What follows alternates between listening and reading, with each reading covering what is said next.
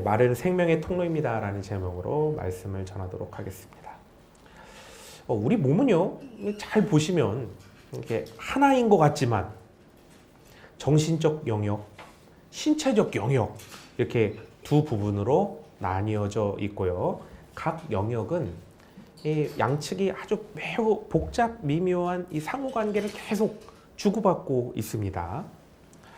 따라서 외부로부터 어떤 부정적인 영향력을 받게 되면 우리는 이것에 대해서 어떻게 받아들일까? 이것에 대해서 정신적 영역과 신체적인 영역으로 나누어서 분석하고 판단한 다음에 이제 양측을 합해서 종합적인 결과를 내려서 판단을 하게 되는 것이죠. 이때 신체적 영역은 객관적인 판단이 가능합니다. 어디가 어떻게 다쳤는지에 대해서 정확하게 판단이 가능한 것이죠. 하지만 정신적인 영역은 매우 주관적인 판단을 내리게 만듭니다. 이전에 내가 겪어왔던 어떤 환경, 경험, 교육 이런 것들로 이루어진 어떤 가치관들, 현재 내가 이러한 피해를 입게 된 어떤 사건 경위, 그리고 앞으로 내가 이러한 피해를 통해서 받게 될 그런 손해, 이것들에 대해서 매우 주관적인 관점으로서 종합적인 판단을 내리게 되는 것을 보게 됩니다. 따라서 신체적인 영역과 이 정신적인 영역이 내린 판단은 매우 갭이 크게 되는데요. 작은 부정적인 영향력을 받더라도 회복이 매우 어려운 일이 될 수 있도록 만드는 그런 결과를 초래하기도 합니다. 좀 더 자세히 말씀을 드리면요. 신체적 영역이 입은 피해는 약을 먹건 수술을 하건 어찌됐든 치료가 된다는 겁니다. 만약 신체가 정상적인 회복이 되지 않는 어떤 그런 피해를 입어서 신체의 일부분이 없어진다거나 정상 작동을 하지 않게 된다면 명확히 눈에 드러나기 때문에 상대방으로부터도 그 부족한 부분에 대해서 배려를 받게 되죠. 그리고 나 스스로도 영구적인 손상을 입었음에 대해서 인지하기 때문에 부족한 부분에 대해서 매일같이 배려를 하면서 그렇게 살게 됩니다. 하지만 정신적 영역의 회복은 매우 어렵습니다. 자존심이 다치거나 마음의 상처를 입거나 한 것은 죽을 때까지 회복이 안 되는 경우가 아주 허다한 거죠. 정신적인 부분을 다치면요, 특별한 약도 없고요, 마땅한 치료가 없는 경우가 아주 허다합니다. 다친 부분이 눈에 보이지도 않고요, 영구적인 손상을 입었더라도 이 신체는 멀쩡하기 때문에 티가 나지 않습니다. 따라서 타인이 나를 볼 때도, 자신을 볼 때도 전혀 배려를 해주지 않게 되죠. 그리고 나조차도 스스로 나의 이 영구적인 손상이 눈에 보이지 않기 때문에 신체를 움직이는데 전혀 문제가 없죠. 그렇기 때문에 잘못되거나 삐뚤어져 있어도 이를 인식하지 못하고 삐뚤어진 채, 잘못된 채 그렇게 계속 쭉 살아간다는 것입니다. 그런데 우리의 말은 이 너무나도 회복이 어려운 이 정신적인 영역, 즉 상대방의 정신적 영역에 아주 직접적으로 영향력을 끼치게 된다는 것입니다. 그래서 말이 아주 강력하고 말이 아주 무서운 도구입니다. 실례를 제가 한번 들어드립니다. 요즘 눈이 많이 왔었죠? 눈이 내린 미끄러운 길을 가다가 넘어지면서 꽈당 넘어지면서 팔로 땅을 꽉 짚었는데요. 팔이 한번 부러졌다고 생각해 보십시오. 팔뼈가 부러졌으니 얼마나 크게 다친 겁니까? 병원에 가면요, 기부스를 해줍니다. 그래서 뼈가 붙을 때까지 아무것도 못하죠.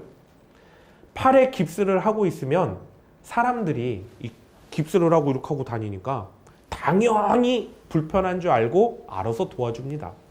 하다못해 깁스를 하고 있는 것이 눈에 보이니 내가 이 팔로 뭔가를 이렇게 하고 있으면 주위에서 와서 뭔가를 이렇게 도와주죠. 그런데 팔이 아무리 부러졌다 하더라도 몇 달 지나고 나면 뼈가 붙습니다. 그리고 자연 치유가 되지요.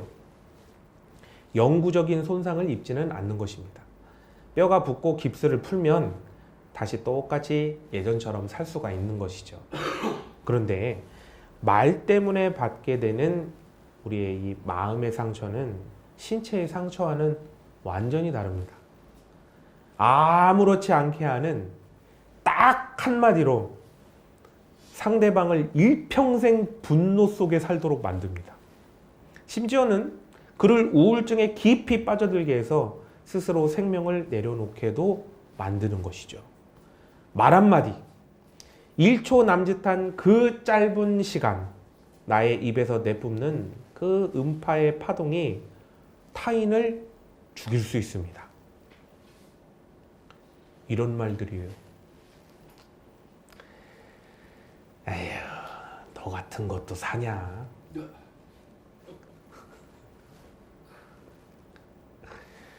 뭐하러 왔어? 그냥 듣기만 해도 가슴이 철렁 내려앉죠. 근데요, 이렇게 길게 할 필요도 없습니다. 심지어 그냥 딱 한 음절, 딱 한 음절. 들으셨습니까? 쯧. 이 한 음파가 사람을 다시는 소생하지 못하도록 죽일 수 있다는 것입니다.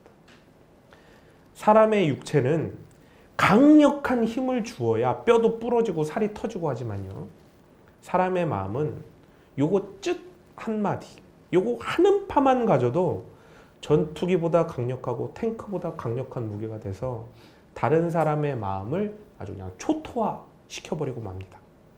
이 강력한 말 한마디를 딱 얻어맞으면 마음이 막 산산이 부서져 내려서 평생을 마음의 불구자로 살아가게 만드는 것이죠. 근데 여러분, 참 재밌는 게 있습니다. 사람에게는요, 이 생존을 위해서 외부와 통하도록 구멍이 뚫려 있는데요, 눈, 코, 입, 귀, 배설구, 배설구들, 이게 구멍이 나 있습니다. 여기에 항상 열려 있는 구멍은 코가 있죠. 무려 2개가 뚫려 있습니다. 그래서 항시 숨을 쉬고 내쉴 수 있게 만들어 줍니다. 만약 30초만 강제로 이렇게 딱 닫고 있으면 어떻게 될까요? 저를 포함해서 지금 예수님께 갈 분들이 꽤 많이 계시죠. 30초만 이렇게 딱 잡고 계셔 보십시오. 근데요, 흥미로운 것은 우리 귀에도 2개의 구멍이 항시 뚫려 있다는 겁니다. 귀를 열었다 닫았다 하실 수 있는 분 있으십니까? 여기는 안 계시네요. 저는 아직 못 봤어요. 이렇게 탁. 항상 숨을 쉴 수 있도록 코에 구멍이 뻥 뚫려 있듯이 항상 소리를 들을 수 있도록 귀에도 구멍이 뻥 하고 2개가 뚫려 있다는 것입니다. 숨을 쉬는 것만큼 소리를 듣는 것이 우리의 생명과 직결되어 있다는 것입니다. 눈은 감아도 소리는 들어야 된다는 것이죠. 그래서인지 우리 모두는 초능력을 가지고 있습니다.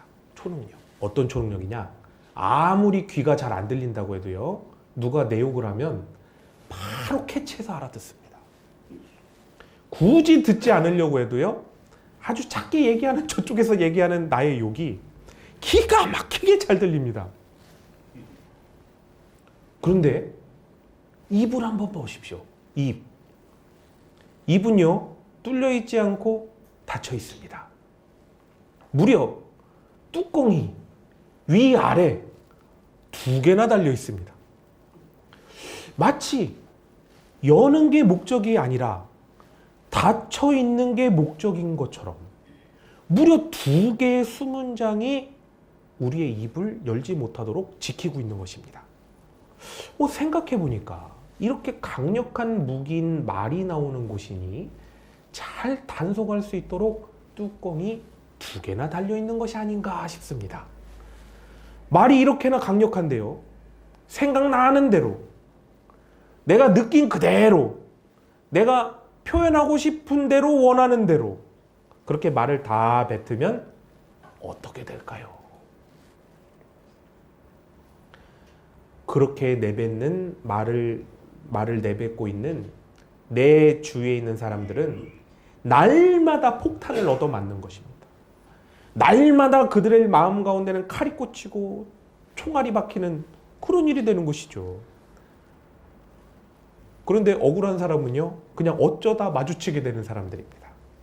단속되지 못하고 아무런 생각 없이 꺼낸 그 나의 한마디로 인해서 준비되지 않은 상태에서 그냥 어쩌다 나를 스치고 지나갔는데 내가 한 그 말 한마디에 의해서 칼이 꽂히고 총알이 꽂히고 폭탄이 터져서 일발필살되는 거죠.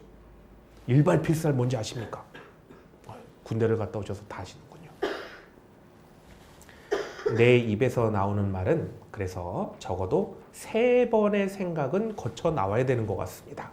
첫 번째는요, 머리에서 생각할 때 한 번 걸러야 되고요. 또 두 번째는 윗입술에서 생각함으로 한 번 더 걸러야 되고요. 마지막으로 세 번째는 아랫입술에서 생각함으로 한 번 더 걸러야 된다고 생각합니다. 그래도 말해야 되겠거든. 그렇게 말해도 괜찮겠다라는 생각이 들면 밖으로 내보내야 되는 것, 그것이 이제 말인 것이죠. 주먹을 이렇게 탁 내다 뻗지 않습니까? 그러면 상대방이 이렇게 보고 탁 피하거나 아니면 내가 잘못 뻗어서 빗 맞추는 경우가 있습니다. 그런데 말은 상대방의 귀가 2개가 뻥 뚫려 있어서요. 일단 내뱉고 나면 상대방의 귀를 절대로 빗 맞추는 법이 없습니다. 아주 정확하게 그 귀 속으로 탁 꽂아서 그 속으로 들어가게 됩니다. 이렇게 뱉은 말은 절대로 되돌릴 수가 없습니다. 일단 뱉은 말은 입 밖에서 꿈틀꿈틀 살아 움직이고 아주 강력한 힘을 발휘한다는 것이죠. 여러분 총 쏴보셨죠? 총알을 다 보셨을 것입니다. 일단 쏘면 절대로 못 돌리고 상대방을 죽이는 것, 이게 총알 아닙니까? 그래서인지 이 총알을 함부로 다루거나 함부로 쏘는 사람은 아무도 없습니다. 꼭 쏘아야 한다 쳐도 사람에게 한 번 쏘기 위해서는 정말 그 쏘는 찰나의 순간에도, 준비하는 그 찰나의 순간에도 수천 수만 번의 생각을 하면서 쏠까 말까를 갈등하게 되는 것이 총을 쏘는 일이죠. 그런데 총보다 더 강력한 것이 말 아닙니까? 그런데 이 강력한 말을 어떻게 3번도 생각하지 않고 내뱉는 그런 겸손한 삶을 살 수 있겠습니까? 내 말을 듣고 있는 상대방의 면전 앞에서 이렇게 내가 말을 한다는 것은, 그것도 내가 부정적인 말을 내뱉는다는 것은 총을 들고 쏠까 말까를 결정하는 것보다 더 신중한 선택이 되어야 된다는 것입니다. 지금 내 앞에 있는 상대방을 죽일지 살릴지 그걸 선택하는 것이다 라고 생각해야 되는 것입니다.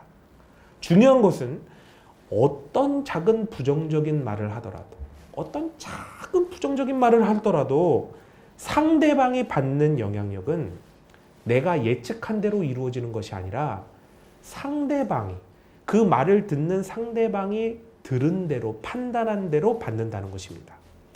따라서 내가 생각할 때 작은 부정적인 말이니까 상대방이 듣기에 이 정도는 괜찮은 건 아닐까, 그렇게 섣불리 판단해서는 절대 안 됩니다. 내가 생각할 때 아무것도 아니라 여겼던 그 작은 부정적인 말이 이 정도는 내가 얘기해도 된다고 내뱉었던 부정적인 말이 상대방이 들을 때는, 상대방이 판단할 때는 지금 내가 죽느냐 사느냐의 문제로 들릴 수 있다는 것입니다. 그렇기 때문에 내 입에서 부정적인 말이 상대방을 향해 나아갈 때에는 그냥 말이 아니라 상대방 마음에 지금 내가 총알을 쏘고 있구나라는 사실을 자각하고 또 자각해야 되는 줄 압니다. 그래서인지 높은 자리에 올라가서 결정권이 많아질수록, 또 영향력이 많은 사람이 될수록 말의 파급력을 깊이 생각하게 되고요. 말을 듣는 사람들의 다양한 해석의 여지를 놓고 고민하게 되는데요. 따라서 높은 자리에 올라갈수록 말을 아주 신중하게 내뱉고 말수가 매우 적어지는 것을 보게 됩니다. 자, 그럼 이제 말에 대해서 깊이 생각해 보게 되는데요. 이렇게 강력한 힘을 발휘하는 말을 어떻게 우리는 해야 할까? 신앙인으로서 어떠한 말을 어떻게 해야 할까? 이걸 이제 고민하게 되는 것이죠. 오늘 본문 말씀은 이 고민에 대한 답변을 주고 계십니다. 바울 사도의 말을 통해서 신앙인은 어떤 말을 어떻게 해야 하는가? 이것에 대해 알려주고 있는 것입니다. 바울이 3차 선교 여행을 마치고 선교 보고를 위해서 이제 예루살렘으로 돌아옵니다. 이때 유대교 유대인들이 바울을 고소하는데요. 바울이 체포되어서 베스도 총독 앞에서 재판을 받게 됩니다. 재판장에서 바울이 이제 자신이 로마 시민권자입니다 라면서 이제 자신의 신분을 밝히면서 로마 황제 가이사에게 가서 재판을 받아야 합니다 라고 이제 상소를 하게 되는데요. 이 상소로 인해서 바울이 그렇게 소망하던 이제 로마로 가게 됩니다. 자유인이자 전도자의 신분으로 가게 되는 것이 아니라 로마로 압송되는 이 200명이 넘는 죄수 중에 한 명이 되어서 이제 배를 타고 가게 되는 것이죠. 출항한 배가 이제 처음부터도 이제 풍랑을 만나서 이제 우여곡절 끝에 미항, 아름다운 항구가 아니라고요. 이름이 미항입니다. 이 미항이라는 항구에 도착을 하게 됩니다. 이때 바울이요, 백부장한테 아주 간절히 수차례 간곡히 여기서 더 항해를 하게 되면 아주 큰 해를 입게 될 것입니다 라고 권면을 합니다. 그런데 백부장이 이 간곡한 바울의 권면을 아주 묵살해버리고 선장과 선주의 말을 듣고서는 겨울을 지내기 편한 이 베닉스를 향해서 배를 바다에 탁 띄우게 되는 것이죠. 아니나 다를까 항해를 시작한 지 얼마 지나지 않아서 유라굴로라는 광풍을 만나는데요. 2주가 넘는 시간 동안 계속 표류를 하고 떠내려가게 되는 것입니다. 그럼 오늘 본문 말씀은 어느 시점이냐? 바로 유라굴로를 만나서 해도 별도 보이지 않은 아주 캄캄한 어둠 속에서 거센 풍랑과 씨름한 지 사흘이 넘어가는 시점. 바로 그 시점의 이야기입니다. 20절을 보시면 당시 배에 있던 사람들은 구원에 대한 모든 희망을 놓아버린 깊은 절망에 빠져 있다는 것을 기록하고 있는데요. 자, 여러분이 만약에 이 상황에서 바울 사도라면 배 안에 있는 사람들에게 어떤 말씀을 하시겠습니까? 그렇게 가지 말라고 가면 생명도 재물도 많은 손해를 볼 거니까 그렇게 가지 말라고 안 된다고 했는데 이 사람 말 안 듣고 가더니 이 사단 난 거 아니요? 이렇게 얘기하시겠습니까? 그뿐이 아닙니다. 바울 사도가 어떤 사람입니까? 능력이면 능력, 영안이면 영안이 활짝 열려서 성령님을 통해서 천리앞을 내다보는 사람 아닙니까? 세상 곳곳에 영적인 권위자로서 지금 기독교의 최고 지도자 중 한 명이 바로 바울 사도 아닙니까? 이런 바울 사도가 다 보고 안 된다고 그렇게 급고 말렸는데 어긋장을 놓고 항해를 해서 지금 이 사단이 난 거 아닙니까? 그럼 여러분의 입에서는 어떤 말씀이 나오게 될까요? 욕이 한 바가지가 계속 나올까요? 그냥? 아이고 그냥 아니면 그거 쌤통이다. 아주 잘됐다. 아주 말 안 듣고 가더니 내 이럴 줄 알았다. 아주 그냥 쌤통이다. 아주 그냥 고생 좀 해봐라. 아니면 내 이럴 줄 알았다. 라는 원망이 나올까요? 그런데 생각해보면 지금 이 미운 사람들한테 욕을 한 바가지 하고 자신을 업신여겼던 자들을 조롱하고 원망하면 사실 마음속은 잠깐 시원할 수 있습니다. 잠깐. 그런데 지금 배가 부서져서 다 죽게 된 이 상황에서 바울 사도가 욕을 하든 조롱을 하든 원망하든 무슨 소용이 있습니까? 무슨 소용이 있겠어요? 어차피 배를 타고 있음으로 인해서 너나 나나 다 운명 공동체인데 이들을 저주한들 욕을 한들 아무런 소용이 없는 거예요. 아무리 미워도 운명 공동체가 죽으면 나도 죽고, 운명 공동체가 살아나면 같이 나도 살아나는 것 아닙니까? 그러면 어떻게 하시겠습니까? 같이 살려야죠. 살려내야죠. 내가 살려면 이들을 살려내야 되는 거 아닙니까? 내 감정이 우선시 되는 게 아니라 일단 살아나는 게 문제인 거죠. 우선인 거죠. 우선입니다. 이 원수들을 살려내야, 원수 놈들을 살려내고 이 우매한 자들을 살려내야 나도 살아나는 것이죠. 역시나 바울 사도는 복음의 사도답게 살리는 말씀을 쏟아낸 것이 쭉 기록이 되어 있습니다. 그런데 아주 중요한 게 있어요. 이 살리는 말씀은 단순히 듣기 좋은 말을 한 것이 아니란 것입니다. 단순히 듣기 좋은 말. 하나님께서 주시는 지혜를 담아야 하는구나 라는 것을 알게 되는데요. 기가 막힌 말씀이 기록되어 있습니다. 21절을 보십시오. 바울 사도는 배 안에 있는 사람들에게 뭐라고 얘기를 하냐면요. 자신이 말했던 대로 항해를 하지 말았으면 좋았을 뻔했다. 내가 말했던 대로 항해를 하지 말았으면 좋았을 뻔했다라고 말을 꺼냅니다. 얼마나 지혜로운 말인지 모릅니다. 왜 항해를 해서 이 사단을 냈냐? 이렇게 말을 하지 않았습니다. 항해를 하지 말았으면 좋았을 뻔했네요 라고 말을 하고 있습니다. 말이요, 아 다르고 어가 다른데요. 바울은 자신의 말을 듣지 않고 이 거꾸리짓한 이 사람들이 자책하거나 후회하거나 좌절 속에 빠지게 한 그런 말을 한 것이 아닙니다. 그때 자신의 말을 들었으면 어땠을까라는 아쉬움을 갖게 만들었다는 것이죠. 그래서 다음부터 이어나가는 자신의 말을 잘 따라올 수 있도록 상황을 전개해 나가는 말을 했다는 것입니다. 삶과 죽음이 막 오고 가는, 지금 그냥 편안한 상태가 아닙니다. 막 집채만한 파도가 와서 막 배가 뒤집어지냐 깨지냐 막 하는 이런 상황에서 바울은 모두가 자신의 말을 따라 살아날 수 있도록 자신의 말에 지혜를 담아 전달하고 있는 것입니다.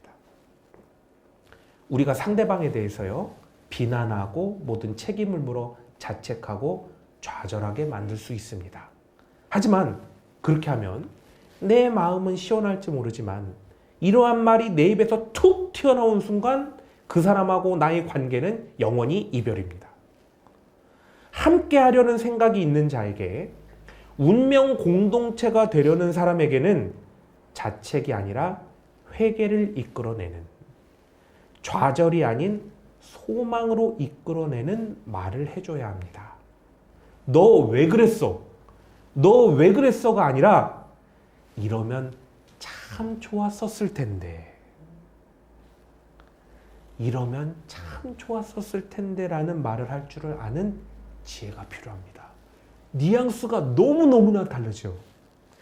너 왜 그랬냐는 단절을 가져오지만 진작에 이랬으면 참 좋았을 텐데 라는 말은 이어서 앞으로 나는 너와 함께 무엇 하기를 꿈꾼다 라는 새로운 관계로서의 희망을 이끌어낼 수 있는 바로 초석을 다지게 만들어줍니다. 그런데 생각해보면 오죽했으면 이쁜 내 입에서 너 왜 그랬어? 라는 그런 말을 했겠습니까? 이렇게 이쁜데. 바울이 타고 있는 배를 때린 그 유라굴라보다 더 강력한 태풍이 상대방의 입으로부터 나와서 먼저 내 마음을 때렸기 때문에 나도 이런 말을 내뱉은 거겠죠. 그렇지 않습니까? 하지만 바울은 성령 충만을 힘입어 살았기 때문에 집채만한 파도에 배가 뒤집혀 죽을 것 같은 상황에도 이렇게 지혜의 말씀을 할 수가 있었습니다. 아무도 안 놀라시네요. 사랑하는 성도 여러분, 한 파도가 2m 칠 때 낚시배 타고 한번 배 타고 나가보십시오. 이렇게 지혜의 말을 할 수 있으시겠까요? 네. 이 유라굴로가요 보통 파도가 아닙니다. 집채만한 파도죠. 이 상황에서 어떻게 이렇게 지혜의 말을 할 수 있을까요? 성령님께서 붙잡으셔서 그렇게 됐다. 성령님께서. 우리도 지혜의 말씀을 하기 위해서는 성령 충만을 항상 힘입어야 됩니다. 그리고 말을 꺼내기 전, 특히나 어려운 관계 속에서 말을 꺼내기 전에는 성령님께서 지혜 주시기를 간절히 기도해야 됩니다. 성령님께서 지혜로운 말씀을 나의 입을 주관하셔서 통로로 사용해 주시길 먼저 간절히 기도해야 되는 줄 압니다. 이렇게 자신의 말을 좀 잘 들었으면 좋았을 것이라는 이 공감대를 얻어낸 바울 사도는 이어서 모두가 살아날 것이라는 살려내는 말씀을 선포합니다. 자, 여기서 아주 중요한 내용이 나옵니다. 바로 살려내는 말씀이란 무엇인가? 이 정체가 이제 이 살려내는 말씀의 정체가 등장하는데요. 살려내는 말씀은 바로 하나님의 말씀이란 것입니다. 바울 사도는 하나님께서 보내주신 사자가 전한 하나님의 말씀을 배에 탄 모든 사람들에게 전해줍니다. 우리는 종종 사람을 살리는 말이 듣기에 좋은 말, 감동을 주는 말, 위로해 주는 말, 등등 이런 말이라고 생각할 수 있습니다. 하지만 사람을 살리는 말은 하나님의 말씀입니다. 하나님의 말씀을 통해서 나오는 듣기 좋은 말, 하나님께로부터 나온 감동을 주는 말, 하나님께로부터 오는 위로를 전하는 말이 사람을 살리는 것이죠. 하나님과 단절될 때 하는 그 말은 소용이 없는 것입니다. 사람에게 생명을 주신 분이 누구십니까? 하나님 아니십니까? 사람의 생사화복을 주관하시는 분이 누구십니까? 하나님 아니십니까? 당연히 사람을 살려내는 분도 하나님이시죠. 그렇다면 사람을 살리는 그 말은 하나님께로부터 온 그 말이 나와야 사람을 살리는 것인 줄 압니다. 우리는 사람을 살리는 말을 하기 위해서 때로는 어떤 말을 해야 될까 깊은 고민을 하기도 하고요. 대화와 화법에 대해서 공부도 하고요. 전문가를 찾아서 도움을 받기도 합니다. 그러나 진정으로 사람을 살리는 말이 하나님께로부터 나온 것이다 라는 것을 안다면 사람을 살리는 말을 하기 위해서는 무엇보다도 먼저 내가 신앙으로 바로 서야 된다. 신앙으로 내가 바로 서야 된다. 하나님과의 관계가 매우 원만한 상태여야 된다는 것을 알게 됩니다. 성령 충만으로 살아가고 성령님의 인도하심과 이끄심에 대해서 매우 면밀하게 깨닫고 반응할 수 있어야 하는 것이죠. 한마디로 신앙적으로 바로 선 사람에게서 하나님께서 주신 지혜의 말과 생명의 말씀이 그 사람의 입을 통하여 나오게 되는 것입니다. 자, 그런데 때때로 이런 분들이 계십니다. 저는 말을 잘 못하는데요. 맞습니다. 말을 잘 못하시는 분이 계시죠. 이런 분은 말씀을 못하시는데 너무나 안타깝게도 이럴 때가 있습니다. 말씀을 못하시는데 감정에 따라 상황과 형편에 따라서 그냥 말을 막 쏟아내시는 겁니다. 그러면 가뜩이나 말도 못하는데 그냥 쏟아내면 정말 인간관계를 모두 망쳐놓게 되는 큰 실수를 저지르게 되는 것이죠. 반대로 저는 말은 참 자신 있습니다. 말 정말 참 잘합니다 라는 분도 계시죠. 하지만 말을 잘한다고 결과가 좋아진다는 법은 없습니다. 오히려 그 유창한 말이 상대방에게 거부감을 느끼게 하기도 하고요. 말에 진중함이 없어서 사람을 아주 가볍게 느껴지게 하기도 하고요. 말만 잘하는 사기꾼처럼 느껴지게 할 수 있기 때문에 그렇습니다. 옛날에요, 정말로 엄청난 지혜를 주는 말씀이 있습니다. 가만히 있으면 중간은 간다. 여러분, 이 지혜의 말씀이 가만히 입 다물고 있으면 바보는 면한다라는 뜻이 아닙니다. 한번 지혜를 가지고 생각해 보십시오. 입 다물고 가만히 있을 수 있다면, 하고 싶은 말을 안 할 수 있다면 중간에서 중용의 덕을 베풀 수 있는 사람이 될 수 있다라는 엄청난 지혜의 말씀입니다. 그런데요, 잘 생각해 보십시오. 가만히 입을 열지 않는 것은 인격적으로 대단히 높은 경지에 오른 것임을 알 수 있게 됩니다. 잘못과 허물을 덮어주는 덕을 담고 있고요. 지금 당장 나의 이 휘몰아치는 감정에 휘둘리지 않고 객관적으로 판단할 수 있을 때까지 기다리겠다라는 인내도 담고 있는 것입니다. 거기다가 잘났다고 따라가지 않고 못났다고 버리지 않는 신중함, 그리고 진중함을 담고 있는 것이고요. 이쪽도 저쪽도 아닌 바로 중용의 덕을 담고 있는 것입니다. 그래서 입을 닫고 가만히 있는 것은 중심을 지키는 일이자 평화를 이루는 일이자 큰 덕을 세우는 일이 되는 것입니다. 그래서 신앙인의 살리는 말은 아이러니하게도 사람의 말에 대해서는 입을 여는 것이 아니라 입을 닫을 때 일어날 수 있다는 것입니다. 이 침묵의 관용을 통해서 용서의 긍휼 그리고 사랑이 베풀어지게 되는 것이죠. 오늘 바울 사도를 보면 하나님의 말씀을 전해야 되는 하나님께서 정하시는 그 시간까지, 그 폭풍우 이는 배 안에서도 사도 바울은 절대로 투절되지 않고 누구의 탓도 하지 않은 것을 보게 됩니다. 이렇게 말을 하지 않음으로 인해서 그 어떠한 분란을 일으키지 않는 덕을 세울 수 있었고, 사람들로 하여금 혼란과 소요를 일으키지도 않을 수 있었습니다. 전하지 말아야 할 남의 말을 참지 못하고 전주하는 그런 사람들이 있고요. 조그만 어떤 일에도 말을 참지 못하고 꼭 표현하는 그런 사람이 있고요. 습관처럼 계속 말을 많이 하고 남의 얘기를 그냥 열심히 하는 사람들이 있습니다. 윗입술, 아랫입술, 이 두 개의 뚜껑을 쉽게 열고 말을 꺼내는 사람은 덕을 세울 수가 없습니다. 그리고 생명을 살리는 것이 아니라 죽이기 쉬운 사람이 된다는 것입니다. 공동체를 살리는 것이 아니라 공동체를 해치는 사람이 될 수 있습니다.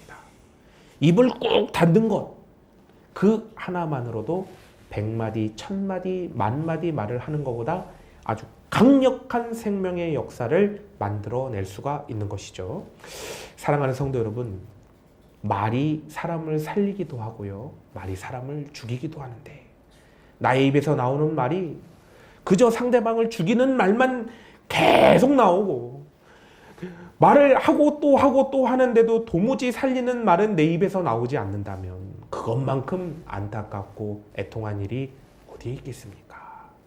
복음으로 천국의 생명, 십자가의 생명, 보혈의 생명을 받은 자의 그 입에서 죽이는 말이 너무나 그냥 술술 잘 나온다면 그냥 술술. 갑자기 운전하는 저의 모습을 보면서 회개가 되네요. 죽이는 말이 술술 이렇게 나온다면 그거만큼 신앙인으로서 부끄러운 일이 또 어디에 있겠습니까? 우리의 모든 입이 하나님께서 사용하시는 그런 생명의 통로로 쓰였으면 참 좋겠습니다. 그러기 위해서 우리 모두는 하나님 앞에 항상 바로 선, 하나님 말씀 앞에 바로 선 신앙인이 되어야 하는 줄 압니다. 이렇게 참 신앙인이 되어서 성령님의 인도하심을 따라 정말 때로는 태산같이 무겁기도 하고 때로는 뱀보다 더 지혜롭게 말을 하는 그런 신앙인이 되었으면 참 좋겠습니다. 그리고 무엇보다도 우리가 말씀을 깊이 깨닫고 알아서 또 복음을 전하고 생명의 말씀을 그렇게 잘 전해서 생명을 살리는 말씀의 통로로 우리의 입술이 참으로 귀하게 쓰였으면 좋겠습니다. 이제 우리 모두는 우리의 입을 열어 말하는 그 말을 한다는 의미가 상대방을 죽일까 아니면 살릴까라는 결정인 것을 깊이 명심해서 참된 신앙인으로서 참된 신앙의 고백과 성령 충만이 살아 역사하는 그 입술로서 예수 그리스도의 보혈과 또 생명이 흘러가는 통로로 다 쓰임 받으시길 예수님의 이름으로 축복합니다.